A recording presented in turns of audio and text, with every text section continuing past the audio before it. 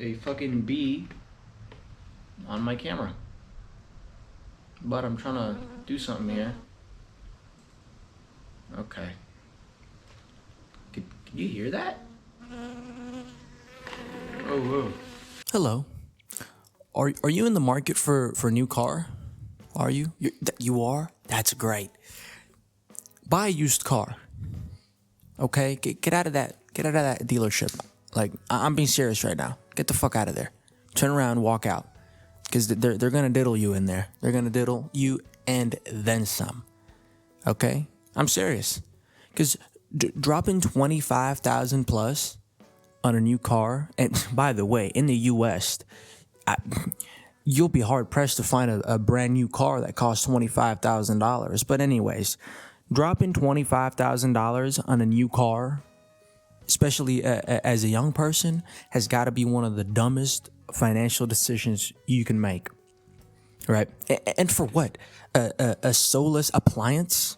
Right? With potentially a subscription service attached to it? Because let me tell you something. Most modern cars are garbage. They're dog shit, right? Most modern cars are packed with useless features that make you just stupid. Fucking turn knob transmissions that look like fucking volume. If I have to drive another fucking car that has a transmission knob that looks like it's a volume knob, I'm gonna fucking run that car into a family of 4. And look, I'm not talking out of my ass here, right? I'm not like those cornballs on Instagram that talk shit about Teslas or other shit, and then they don't even have a car, right? Behind me, that's a 2012 Honda Accord that I got for $6,500. I practice what I preach, okay? Let's start with the absolute highway robbery that is new car prices, okay? I'm gonna read some things off to you, okay? The average new car in America right now costs $48,699. $48,699. The average car price. What the fuck's going on here? Let's take a Toyota Camry, right? Toyota Camry. Your grandma had one probably. Your father has one or has had one. I feel like everyone's had a Toyota Camry. That's $30,000 plus. Just base model. Let me see. Base model, I think is $30,195, and that's MSRP. Doesn't include dealership fees or all that shit where they will fuck you with those. Ford F-150. I think Ford F-150 is the highest selling car in the U.S. right now, or at least it has been years before. Ford F-150. The base XL work truck. Guess how much that starts at? Take a guess. Okay, you can't really speak because you're in the camera. $39,345. And nobody fucking buys a base model, right? You're driving around town and shit. Everyone's got to have the King Ranch version or whatever. Fucking bruh. Like what happened to small affordable trucks, bro? What the hell happened? I will speak more on affordable trucks later, though. I'm very passionate about that. Believe me. And let's talk about dealerships, right? Let's talk about dealerships because dealerships are a fucking scam. They scam you. That's what they are. They're there to swindle your ass, right? They're gonna bend you over with these marketing adjustments or the dealer fees, right? The markup. Have you seen the markup on the Type R's? Like, bro, what are you doing? Right, fucking extended warranties and all that. Have you guys seen the video of the guy that tries haggling at a dealership like in 2025? Like he was technically able to do it, but they still tried fucking scamming him at every goddamn corner, which is just crazy. You guys should watch that video, by the way. It's a good video. They got you locked in fucking $700 a month, which I know people that pay more than $700 I pay like 100 something for my car a month. I could pay it off like right now, but I don't want to because I gotta spend money on Labubus and shit. So monthly payments from fucking they'll tell you like, oh well, you can pay $450 a month. You're like, oh great, yeah, for fucking 7 years. 7 years, yeah, you'll pay it off in 7 fucking years, bro. You know what you could do instead? You get an 8th gen Civic for like $5,000 or an 8th gen Accord. You just do that. You don't have to get a new car, right? And then the other 20K you saved from buying a used car, you can spend it on gambling or Labubus. Yeah, Labubus probably. Dubai chocolate. Now, I have a confession to make, right? I criticize modern cars a lot, and then I drive a car from 2012, which I would consider modern, right? 2012. The reason I hate modern cars isn't just because production starts with the number 2, right? It's just these useless fucking features they put on that shit. Touchscreens, bro. Touchscreens everywhere. You want to turn your AC up? You gotta go dig through some fucking tablet on your center console just to do that shit, right? Like, my car has an aftermarket touchscreen on it, but it's only to connect my phone. There's entire cars where everything is just a fucking touchscreen. Even the passenger has a touchscreen. Whatever happened to distracted driving? It's a big ass fuck. Like, you don't want people using their phones and shit while driving, rightfully so. But then you give them something more distracting than a phone, something you actually have to use while you drive to do basic fucking functions of the car. It's crazy. And Tesla's the biggest offender of this. Like, you have to do everything to that stupid ass fucking touchscreen, because then you have like, what, 2 buttons on the steering wheel? That's all you have? It's crazy, bro. Like, how the fuck did they get away with this shit? Right? And oh my god, they're turning cars into live service games, right? You look at BMW wanting a subscription to use your heated seats, which I think they got so much backlash for it that they got rid of that, thankfully. Toyota, if you want to use remote start, you have to pay like $18 a month or something. Like, how is this okay? This is what happens when you jam pack all these features in this shit. They can just turn your shit off. They can just extort you if you want to use your basic functions in your car and shit. Like, you're paying what, $70,000 for a Toyota, and then you're like, yeah, $18 a month to use remote start, buddy. Sorry. Cough it up. Then you got all these safety features like lane assist, fucking automatic braking, automatic high beam, start, stop, slop. Just fucking slop, right? Backup cameras, I like backup cameras, okay? I put one in my car. I don't think that you should exclusively be using your backup camera when you're backing up, though. You gotta be aware of your surroundings and shit. But look, let's continue, okay? I don't want to get fucking dragging on this shit, right? But most of these other features just turn us into shitty fucking drivers. Like, I know people that will have their turn signal on to try to change lanes, and they won't even look over to the next lane because, oh, my car didn't beep, so there can't be anyone there. My car didn't beep. There's no way there's someone there. It's like, bro, this shit's turning us into just fucking drones. It's like, it didn't beep, I'm good. It didn't beep, I'm good. What if there's like a low profile car next to you and the sensors don't detect it? Like a motorcyclist, and you just fucking run that motherfucker over?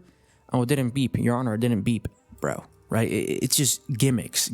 All these things I see as just another thing that can break on your car, so then you have to go to the dealership or whatever and get it fixed, and then they get more money from you. That's how I see these things. Like, look at Subaru, right? They purposely built their shitty fucking like infotainment system so that they would fucking break. And I think they got like a class action lawsuit because of that. But I had a coworker that actually had that happen to them. They had to go change their fucking infotainment screen, and I think since they got caught, they had to pay for the recall. But my mother's Mazda, the infotainment screen, it needs a software update, and they want to charge us $350 fucking dollars for that shit, for a mistake that they made. For them making a shitty fucking product, they're charging us to fix their shitty fucking mess, which is absolutely diabolical. Absolutely diabolical. I had to close the garage door because literally the entire fucking neighborhood decided to get their lawns fixed. But where was I? Oh yeah, the last thing I wanted to mention about these cars having all these features, they spy on you. All these fucking things are spying on your ass, right? Multiple companies have been caught sending information gathered through your cars. They send it to your insurance company to hike your premiums and shit. They fucking sell it to advertising agencies because they know where your car goes to. Like, they know what store you go to because they can track all that shit. So your car is pretty much a big fucking tracker for companies to just buy up your information and try to give you targeted ads and shit, right? or your insurance company. Like I said again, they will change your premiums. They'll hike that fucking shit up based on how you drive or any information your car fucking extracts from you. This is crazy, right? I feel like I'm rambling on now, so let's move on. After 35 years, do I still have the same love for cars? No. Honestly, no. They're all shit now. I grew up watching Top Gear, playing Forza. If you remember Forza Motorsport 4, that like intro movie with Jeremy Clarkson. We are an endangered species, you and me. It's like, we are an endangered species, you and I. Like, oh my god, that shit was so good. That game has ingrained the Ferrari 458 into my fucking brain. It's probably one of my favorite all-time cars, but anyways, right. Forza Motorsport 4 came out in 2011, I think it was. And I think by then, most cars were starting to lose their soul. They were all starting to look the same and all that shit. And it wasn't as bad as it is today with all the features, but you could tell it was heading in that direction, right? The only reason I consider my 2012 Honda Accord, which is behind the fucking garage door now, to be a fun car and not like other modern cars is because it has a K24 up front and a 5-speed manual. So the car speaks to you, it responds to you, and it just sounds amazing. Fucking, you go past 4,500 and VTEC's kicking in that fucking thing. I got a cold air intake in that shit. Bro, it sounds so fucking good. For a 4-cylinder, it sounds really good. Subaru and Honda 4-cylinders sound... I'm rambling on. Right, these days, though, you know, every car has the turbocharged 4-cylinder because it's more efficient. It's quieter. Kind of sad, though, because... Look, a company like Audi, I think they only have one 5-cylinder left, right? Fucking Toyota putting a 4-cylinder in a Land Cruiser and getting rid of their V8. Like even the Lexus version of the Land Cruiser has a V6. Like, what are you doing? Right? Sure, you know, they could be fast. Like you look at like the 3-cylinder, like the turbocharged 3-cylinder in the GR Corolla making 300 fucking horsepower. You're putting that engine through a lot of stress. Like, look at them fucking catching fire and shit. And on most cars, you can't work on them anymore. Everything's covered in shit. You want to change the fucking headlights? You got to take the fucking bumper off, bud. You got to take it to the dealership. We got to take the bumper off and all that shit. You want to do an oil change? Yeah, good luck trying to fucking find the drain plug underneath all the fucking like plastic covers and shit, right? They want you to be dependent on a dealership. They don't want you working on your shit, right to repair is fucking dead in almost everything. It's like Apple, it's like iPhones, you know? It's fucking bullcrap, right? And like I mentioned before, like my car is manual transmission, but what, less than 2% of cars sold today in the U.S. come with a manual? Because manuals are dying. I know in other places in the world they're not. It's just here in the U.S., which is it's kind of sad because. Right, a lot of these modern cars are boring as shit to drive, but I'm sure that if you threw in a 6-speed, a 5-speed, they'd be pretty cool to drive. Because, you know, driving a slow car, like, not fast, but fucking slamming the gears in a slow car, you know, going up to red line, you know, it's pretty fun, you know. It gets those neurons in your monkey brain spinning. Like, imagine, okay, bear with me for a second here. Nissan Altimas, right? All these motherfuckers whipping those motherfuckers around like cruise missiles. Imagine how much more fun it would be if it had a manual transmission. Before you crash into the fucking road barrier or whatever, you're slamming those motherfucking gears, you know, better than a fucking CVT, you know, I don't know. Call me retarded. Anyways, I'm rambling on again. Let's move on. Another thing that pisses me off about modern cars and why you should probably go for some older is just the size of some of these fucking cars, especially trucks, man. I told you it would come back to trucks. You look at a picture of Honda Civic today compared to a 90s Accord or whatever, and the Civic's fucking bigger.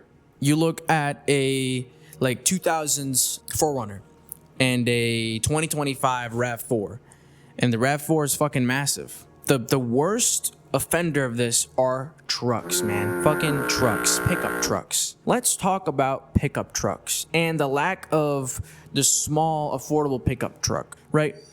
Shut the fuck up, bro. I'm about to turn into Hassan Piker if my dog keeps fucking crying. Right, trucks used to be work vehicles, you know?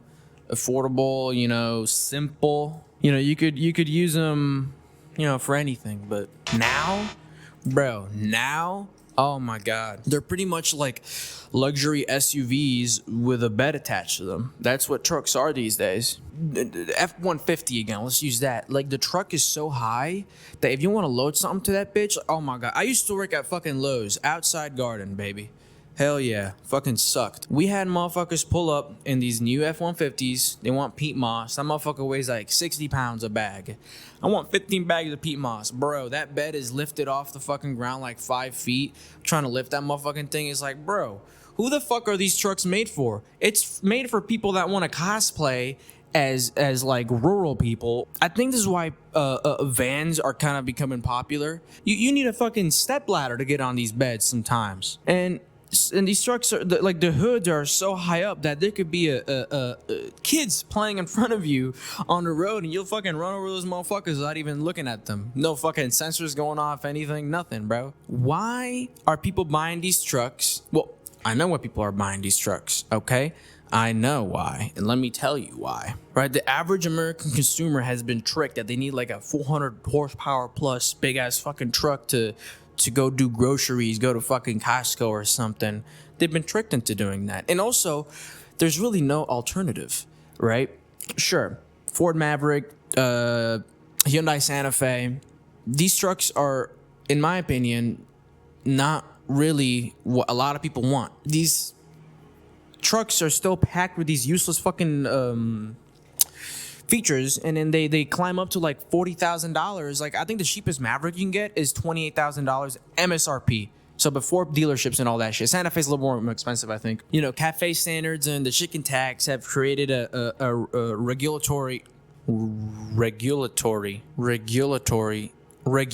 environment where it's more profitable to make these big ass trucks than to make smaller, like, K trucks. K-trucks. Oh my God. Let's talk about K-trucks. The K-trucks will straight up have a bigger bed size than like most F-150s out there. Like, I know there's F-150s that have like the single cab and the big ass truck, but most people are buying the F-150s that have like a 5-foot bed or something.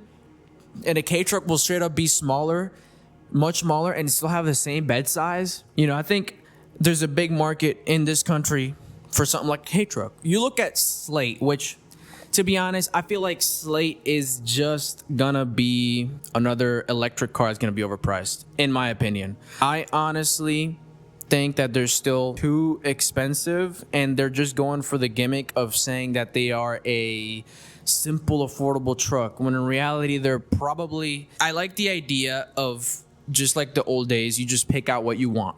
Right? You pick out what you want. It's like, okay, you know, I want this colored, like, trim level, whatever. I want to have AC and the radio. But it's kind of just tricking you. And by then, you're just going to be spending like $40,000 on a fucking truck. And honestly, there's only 2 fucking prototypes out there still. So we're just gonna have to wait. We're just gonna have to wait. But in my opinion, I think it's just gonna be another Cybertruck situation where the Cybertruck was supposed to start at like, what, 25,000? And they're definitely not 25,000. But, you know, they're not as stupid as a Cybertruck, though. So hopefully we get a little American K-truck with the Slate trucks. Also, a lot of people just don't want an electric car. They just don't want an electric car. They want like a 4-cylinder, 5-speed manual, like Tacoma, like 2000s Tacoma-like truck, you know? That's what I would love. But yeah, modern cars have kind of just lost the sauce. They've kind of lost what made their predecessors so good. And it's all like, in the name of profits, these companies just want your money. Wow, what a fucking biggie. You look at like an old F-150, like a 3rd gen or something, compared it to a new F-150, and it's like, how the fuck did you just turn into this glorified SUV motherfucking thing? My father got an older F-150 just because of that, because he wanted a simple truck. Like, he didn't want any crazy fucking shit, you know? And that's what I'm trying to say, you know? Just get a used car. You don't have to get a new car. So what's the bottom line? right? Here's what you should do. You know what? Here's what you need to do, bitch. I tell you what to do, right? When you buy a new car, you are signing up for big ass fucking monthly payments for like 5, 7, 6, 7 years. Some companies will have subscription features, like I said before, which is absolutely diabolical. Your car is gonna be spying on you 24/7. Why would you want that? You don't want that. Come on. You could get, something from the early 2000s, even 2010s, like my car, right? You can get something like that. Like, bro, get a fucking Crown Victoria. get a fucking Crown Victoria with a big ass V8. Those things are motherfucking tanks, bro. Or if you like a certain car, just get like the previous generation or something, right? Get something with physical fucking knobs, like an actual transmission stick, not a fucking volume knob looking thing. Fuck that, right? Something that you could fix up in your driveway. You don't have to take it to the fucking dealership and lose all your money in. Like a lot of these older cars, all you need to have a car that's literally better than anything that's fucking coming out today is just put like an aftermarket radio. Get something that will get you from point A to point B, and it's fun to drive, right? You don't have to spend fucking shit ton of money. And look, I get it. Maybe your coworker pulled up in a fucking leased BMW and you're like, damn, this guy is successful. He drives a BMW. But like I said, he pulls up in a leased BMW, right? Your buddy, you got like a TRD Tacoma Tundra, like, okay. Like you feel like you need to keep up. Well, let me tell you something. Those motherfuckers are broke as shit. And the only reason that they look successful is because they drive a cool car. But it's a trap. It's a trap. Like the people you want to surround yourself with are not the people that'll clown on you for what car you drive. Because at the end of the day, the only person that should really care what you drive is yourself, right? Because if you're trying to get like a cool car just to impress girls and shit, it's like impress people around you. What are you doing, bro? Fucking grow up. Grow up, man. Come on, man. Okay, if you want a cool fucking car, fuck a brand new BMW. Fuck a Mercedes, dude. Get a fucking old Lincoln Continental. That's gonna be cooler than anything these motherfucking Dubai chocolate Labubu enjoyers are gonna be driving around. Like, motherfucking has a G-Wagon. Okay, bitch. Check out my 2-door 1974 like Lincoln Continental, bitch. You could get like I have a friend that has a Lincoln Continental, and it has cost them less than if you bought like a new car. And it's his daily driver. He fucking drives it everywhere. And he's able to fix it up. He has taken it to the shop a couple times, but everything's in the fucking manual. You can just fix it in your driveway, which he has done a couple times. Look at this.